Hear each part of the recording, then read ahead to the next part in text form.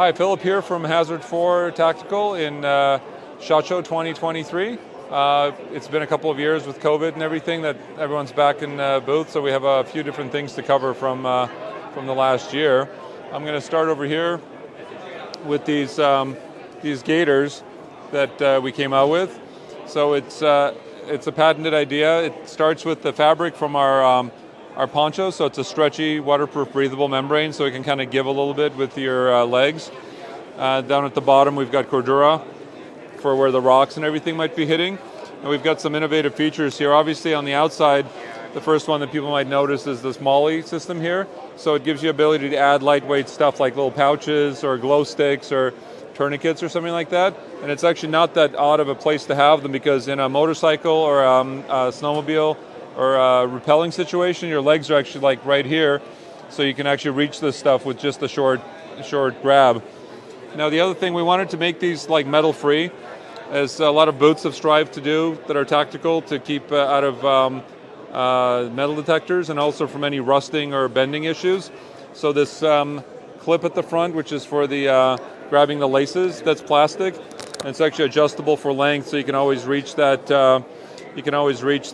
Lace, and it's replaceable, so that if it breaks, it doesn't matter. It doesn't have any rivets, it doesn't have any metal to go bad.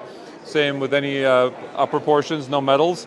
Same with the stirrup. Usually there's hooks or something involved that can rust or bend or damage the boot. Ours just adjusts inside with like a clamping of Velcro on both ends. So also, if you cut through this on a rock or something, you don't have to throw away the gaiter. It isn't sewn on one end like it frequently would be with other brands. You can actually replace this bottom stirrup, replace it, and just buy that for a couple of bucks, and then your gaiter's up and running. And the last thing I'll mention is in the top cuff, beyond the easy to adjust tension, there's also like a detail here, which is a rubber, sort of a gasket material, and it grabs onto your pants so that it won't pull down very easily as you're walking.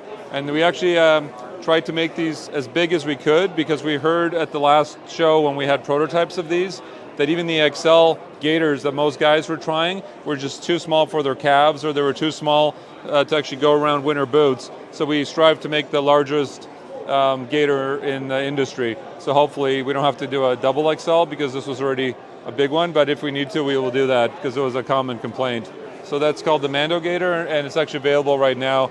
It was a prototype last year, but it's actually shipping already for the last few months. Now in a similar vein over here on this mannequin, you have leg gaiters. We actually had this idea of doing arm gaiters. And if I show the back of this mannequin, you can see that these arms aren't actually part of a jacket. So they're not attached to the front or the back. In this configuration, they actually are attached to this chest rig. So the straps come around here, go through the hardware on both ends, and then the arms are attached to the rig. They can also attach to each other, so you can wear them without any sort of a chest rig. And then there's a little sternum strap at the front to help keep them together. And this is also made out of that stretch material like the gaiters and like our poncho is. The idea with this was, if you're wearing a lot of equipment, a chest rig, a helmet, maybe ear protection, a lot of wires, to put a jacket on for sun, for cold, for abrasion resistance is difficult, because you got to remove everything to put a jacket on. So a lot of times people just keep their arms bare because they don't want to do all that. Well, with these, you can put these sleeves on and do them up around the tops of the rig, and then you've got arm protection either for the sun or for mosquitoes, or just if you have to go prone, then your arms are protected. You can even just do one arm if need be. They have pockets, they have Velcro. They actually even have removable elbow pads inside the elbows for going prone. And then they're one size fits all, so the cuffs actually open. You just sort of blouse them up. And then they have some bungees underneath here that kind of help keep them together. And the nice thing is, since they're small, without having the front and the back, you can also roll them up and put them into a pouch on your vest, so it's always available to pull out, whereas a full jacket would just be too big to be able to do that with. Now, moving on with this mannequin here, we have a product that was long awaited. It was a prototype at some point, and then it just came out a few months ago. We've got our beacon lights that I have one of on the helmet here. So they're little lights that can change flashing intensity, or they can go solid and change that intensity. And now they're interesting for a couple of reasons. We've got them in a few different configurations. One of them here is on this Velcro base. So it's actually a curved base, because we found most things actually need a curve, like your arms are curved, a baseball hat is curved, helmets are curved, even drones have curved surfaces, and if you need a strobe, that's a good application for those. And the neat thing is it's not a battery-powered light. It actually detaches from the base, and it has a little port cover here, and it's a USB micro rechargeable light. So for a couple of hours of charge, it'll blink like that for about a week, 2 weeks, depending on the intensities. Then you pop it back in there, and it can go back into a Velcro position. But now the nice thing is that we have 2 kits of this. So they come in a little box. It comes with the charging cable, comes with all the parts. And now this is the other kit. It comes with a rubber boot with some holes in the back and some hardware. You can see it also comes in and out, so you can transfer this into this and vice versa. And then these rubber boots obviously kind of keep it contained and protected, but they make it attach in all kinds of different ways. So you have these 2 loops on the side, which can feed in through any sort of like webbing. You've got a little hanger here, so you can attach it and hang it off of like a backpack with a carabiner. You can also put a paracord on this, turn it on, and spin it in a circle to make like a big circle signal. So in the woods you could put up like a couple of yard size circle. And then the main reason for them is to use them with our packs and bags, like this bandolier that I have here. All these kind of ports that we have on the different bags that we make, the little holes in the back line up with hardware, and you can screw them on, and now the bag can have lighting either for signaling, or if you go solid like that, for nighttime illumination. Because you can put them on the outside, but you can also put them to the inside. And then when they're on the inside of the bag, then whatever you're doing over here, you've got an illumination source. So those are called our beacon lights, and they've been selling really, really well. Now the last thing I'll show you guys over here is on my sling pack. So our sling packs have always been equipped with these D-rings that have a patented port in the middle, and that port allows you to attach a camera. But then obviously, as I was just showing here, the camera stays attached, so it's a little awkward when you have to take it off, maybe transfer it to a tripod or a gimbal or something like that. So for a couple of years, we've wanted to develop a quick release system. So we just filed a patent for this.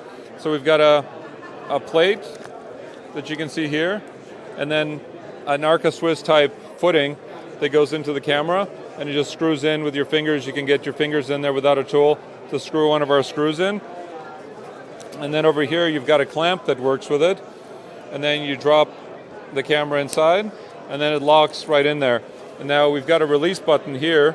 We've positioned it and beveled it in such a way that you can hold the camera and push with your finger, release it, and out comes your camera.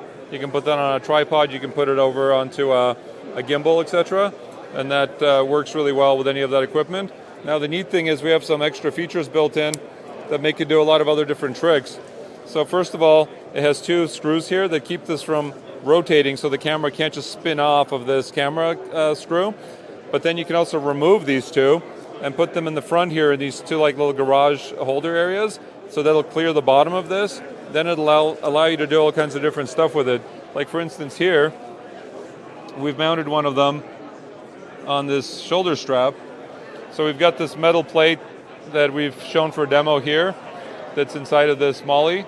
Well, we have that in this webbing behind here, and now the plate sits on the front, and again your camera can transfer from here to here like that, and it stays securely on there. And then that's another position it can be used in. Over here we have the same clamp with a GoPro. And now there's some other systems that specifically are used to attach a clip like this to a backpack, but it doesn't really work with what we've been using it for, because these clips actually have to go around the entire strap of the bag. So the metal part is actually back here, and it has to be quite a bit bigger. So that metal digs into the shoulder, digs into the collarbone. And what's more, if the backpack strap is too wide or too thick, you will not be able to grab it with that style of clamp. So we re-engineered ours in such a way that it's actually independent of the pad. It's staying on top with up to 2-inch webbing, or down to anything smaller like molly webbing. So it could go to a shoulder pad, it could go to a very thick shoulder pad on something like an expedition pack, or it can go down to molly or anything like that.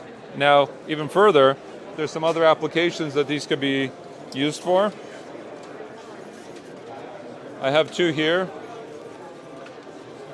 So I have this one in a different color in gray just to show how it contrasts with the piece we're putting it on. So we've got 2 screws in the back, and now that clamp is put onto a holster paddle. So if you put that here, you can put quite a big, heavy, substantial camera, and it's getting the support from that paddle. And if the paddle is not necessary, again, we have a clamp here in black with the screw going through the front, through the back on one of these blade tag type holsters that, well, I guess it's a belt clip that's used for holsters. So in our case, you can attach that to a belt, and again, then your camera would drop into that, and now be used off the belt like that. Now, the one last thing I'll show is that we have a safety feature on the button here. If you push the button and try to release, it actually doesn't come off. You have to push the button, and when you get to the end, you pull it again, then it's able to come off. So it sort of has an automatic safety built in without having to twist or turn anything. So yeah, so that's our quick disconnect system. That's the latest thing we have from the show, and it should be coming out in the next few months here to integrate with all the bags and stuff that we've made over the last few years. So hopefully that's a good intro to some of what we've been doing over the last year or two. And we're back with Augusto here after all the pandemic stuff, and good to be back. It plugs in via USB-C in the back. It's a frame lock with the integrated puzzle lock. There are 2 ways to access the main compartment. Inside, you'll see an indicator LED here and here. So you can just get into stuff in and out from this section. You don't need to re-zero the laser